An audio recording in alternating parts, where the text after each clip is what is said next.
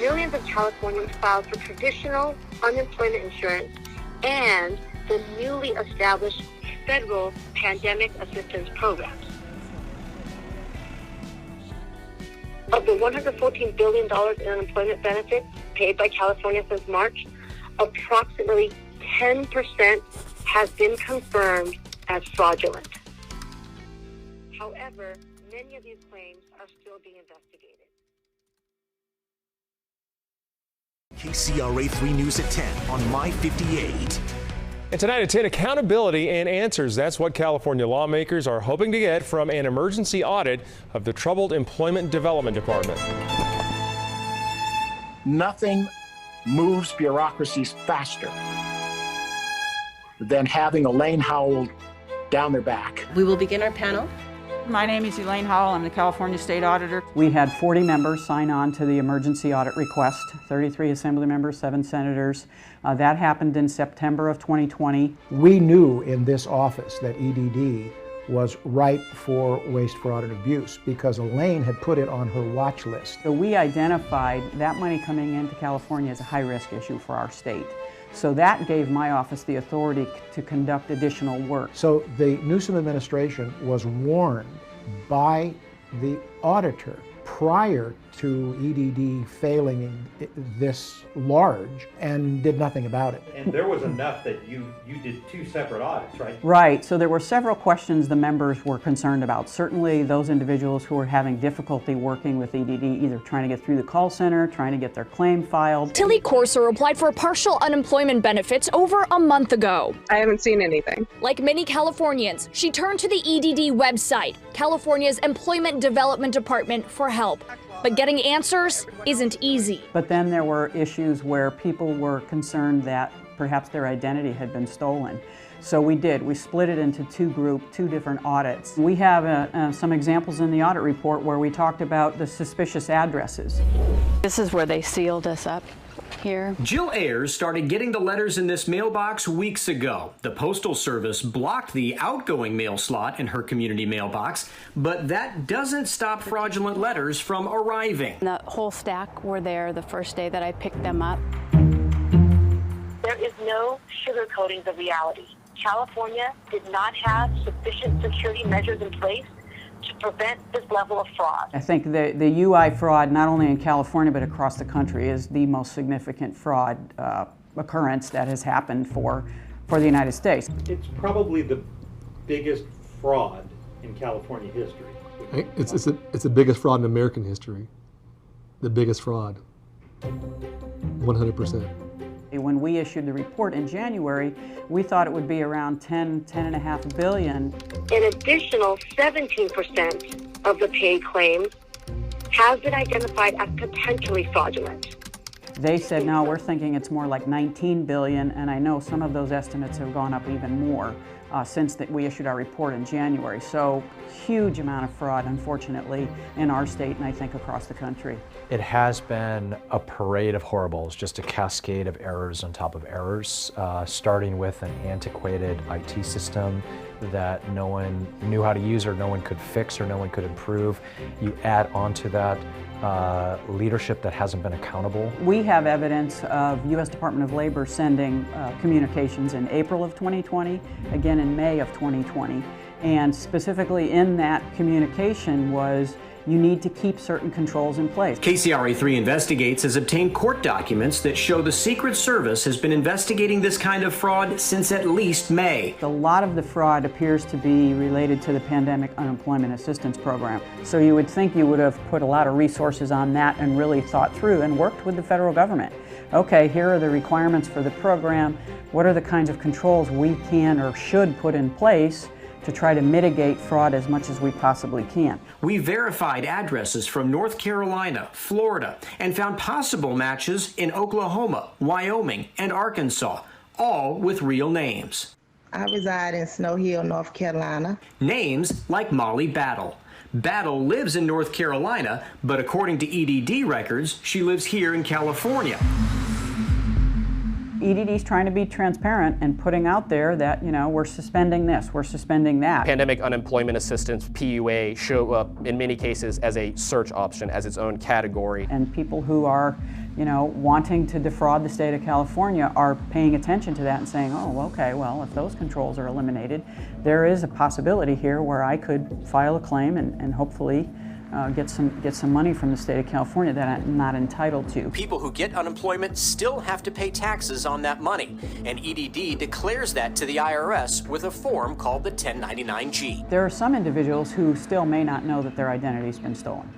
What will happen is they'll get, come tax time early next year, they may receive a 1099 essentially saying, from EDD, saying you received X amount of money in unemployment benefits. EDD is sending out nearly 8 million tax forms, some of them to... I was issued a 1099 self-employment, a 1099-G from the government for income that I had received when I had never received any income, which still had to go into my taxes. The tax implications were first brought to us 3 months ago by Molly Battle. Next year, when it's time to file taxes or anything, they're gonna say, oh, we paid you out $21,900 and I'm gonna be responsible. After 6 months, he finally did get a letter from EDD in his mailbox, but it wasn't an unemployment check.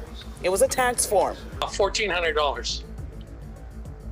And yeah, that's kind of insult to injury. My level of frustration with this agency is endless, and it's clear we need top to bottom reform. Modesto Congressman Josh Harder is angry with California's Employment Development Department. KCRA3 Investigates was first to inform Harder that tax documents generated by EDD could be sent to many of those victims. Congressman Harder moved quickly and within days sent this letter to the IRS. How many of these do you deal with a day? Oh gosh, dozens. It's slowed down a little bit. It's slowed down now, but in the beginning, it was madness. It was I'd say it this way: we've helped 3,500 people, and we have 6 people in our office. You know, look, at its core, this isn't a complicated issue. The IRS needs a list of who actually legitimately got EDD benefits. Going forward, I'd like to see it be automatic, and that every time somebody's actually getting unemployment benefits, that information is getting seamlessly passed back to the IRS. That's the system people think they have, but they don't actually have it in reality. Now, I know they were feeling the pressure of people are unemployed, they're needing their unemployment benefits, we've got to get those payments out the door, but you can't just eliminate controls without doing an analysis of, okay, what's the risk if we do that? So she was like, you have a card with $21,900 that's due to be paid out to you. Battle did talk to EDD and was told to call the fraud division, but she couldn't reach anyone there. So they were getting inundated with these claims of identity theft, and they did. They had only one person dedicated to working with those individuals who were filing complaints that they think their identity had been stolen. That person did leave in July, so that left a huge void, and those claims were not being processed. At one point, EDD had fraud detection software that was working fairly well, and we were told that they just didn't want to spend the money on it anymore, and that could have helped in some ways. That's correct. We founded Pondera Solutions in 2011 with the singular focus of leveraging the massive power of cloud computing and advanced analytics to combat fraud, waste, and abuse in large government programs. I had a meeting in 2015 with the head of EDD, and I had heard several times that there was a fraud detection system that was probably the most robust system that was built to work across platforms and identify suspected fraud on the front end and prevent the money from going out that way. And a former EDD employee who wishes to remain anonymous emailed KCRA3 Investigates saying the same thing.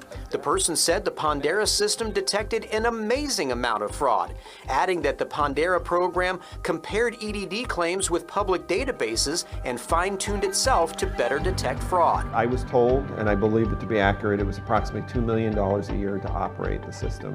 and a decision was made to save the $2 million a year. That's right. EDD shut off Pondera's system. That former EDD employee says the federal grant had run out and someone decided that the bill to continue using Pondera, $10 million over 4 years, was too costly. And the consequence of we traded $2 million a year for, what, $31 billion plus worth of fraud just here in California. This is obviously not the first audit you have had to do of EDD. Right. So we issued a report in 2011 looking specifically at claims processing, their ability to process claims timely, and their call center functionality. And we found pretty significant issues with both. I've called over 100 times this morning. I can't get through. Because of budget cuts, EDD has cut the number of hours you can call to ask questions. We did a follow-up in 2012, still had identified the same problems, and then fast forward to 2020 when we did the emergency audit the legislature asked us to do, and we found the same problems again. Governor Brown was aware of the problems. Elaine Howe had pointed a lot of that out over a period of time. Colson, we're hearing for the first time today from the woman in charge at EDD. Even as some Californians say they're still going without unemployment benefits, the Chief Deputy Director of EDD, Sharon Hilliard, told lawmakers today of some of the successes of the agency's new payment system. Gavin Newsom was familiar with it as well. He inherited the problem. I want to see the response to the question you just asked, and that's the response from EDD, what they're going to do with these recommendations, these short-term, medium, and long-term recommendations. But he also inherited an additional warning by the auditor that it was subject to waste, fraud, and abuse, and we just didn't see any significant activity. And it snowballed, and it rolled over the EDD. Lawmakers say EDD let their constituents out to rot. Doesn't the EDD have some responsibility for that activity? Of course, EDD has some responsibilities. I was involved in two of those hearings, one with the former director and one with the present director. Fresno Assemblymember Jim Patterson says EDD took off the guardrails, failing to stop fraud, failing to pay the unemployed, and angering people across the state. Rita Sines, EDD's new director, agreed. Should people be pissed off because they did everything right and then what happened was EDD screwed up? And, of course they should be. And both of them just sat there and either didn't know the answer or the answers were so startling, we really couldn't believe that the fifth largest economy in the planet, state of California, large population, the technology center of America, if not the world in Silicon Valley, couldn't process unemployment in a safe, reliable way. Utter, complete failure. What percentage of the recommendations that you recommended have they already implemented to date, to your knowledge? Our understanding that they haven't done any of them yet, although I would note they agreed with all of the recommendations. That's disheartening to me because with all the going on right now with EDD, to put it blank, they should be, Johnny on the spot, taking all the state auditors' recommendation to secure and to make sure that fraud is not going to take place and people are not going to be disenfranchised as a result of their blunder.